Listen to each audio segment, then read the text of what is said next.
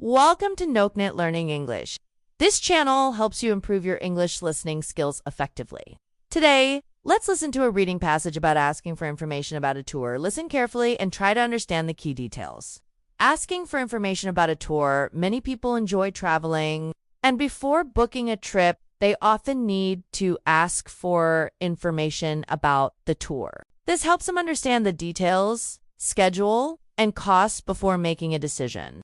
The first step is to contact a travel agency. Travelers can call, send an email, or visit the agency in person. They usually ask about destinations, tour packages, and available dates.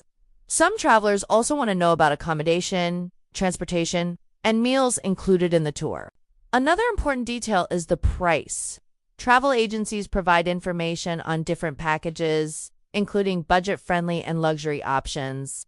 It is important to check if there are any additional costs, such as entrance fees or extra activities. Some travelers may also ask about visa requirements, travel insurance, and cancellation policies. This helps them prepare for the trip without any problems. Once they have all the necessary information, travelers can decide whether to book the tour or look for other options.